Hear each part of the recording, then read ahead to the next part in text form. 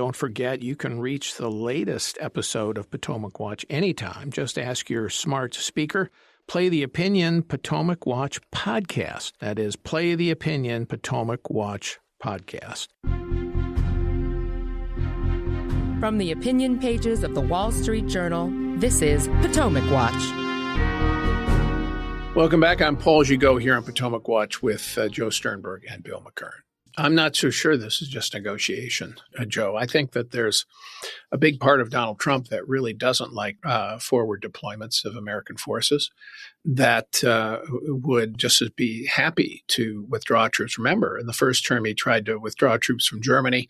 He became really frustrated with deployments in Eastern Europe and in South Korea. So I think this is a little bit of an unknown territory here, and I think we'll see how it comes down. But I think that Bill's point about unintended consequences is important. And I would just point to, you combine the Merz talking points after the election, his views about independence from America. You combine that with Ukraine and how the Europeans are shocked at the seeming indifference to Ukraine's future by Trump. And then there was an interesting piece 2 weeks ago in the wake of Trump's tariff threats on Canada and Mexico by a couple of intellectuals from the Conservative Party in Canada, that is, and intellectual advisors to the Conservative Party, pointing out that their conclusion is that the U.S. is in decline, that it in retreat from the world, and that will be a signature element of Trump and his intellectual coterie of advisors, and that Canada has to act accordingly. Now, they didn't flesh out in that piece what Canada would have to do, but the implication, I think, is find more economic partners who are not America and spend more money on defense, Joe.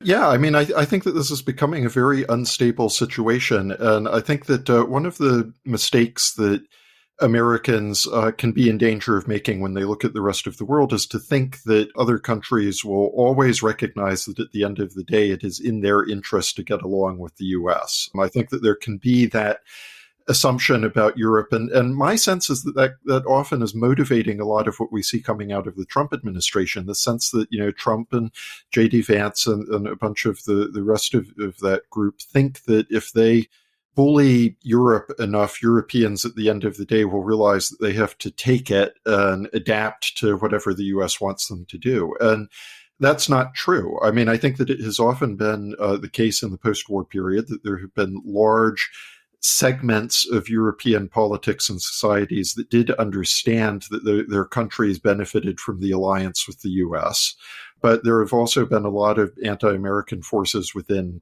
politics in these countries, and we shouldn't be needlessly emboldening those forces because, I mean, there is so much that the U.S. cannot control about what happens in the politics of countries, even our allies.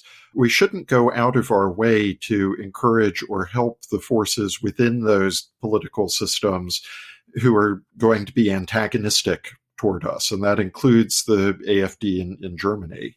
All right, Joe, you get the last word. Thank you to Bill and Joe. We are here on Potomac Watch every day of the week, and we sure hope you're with us as well. Thanks for listening.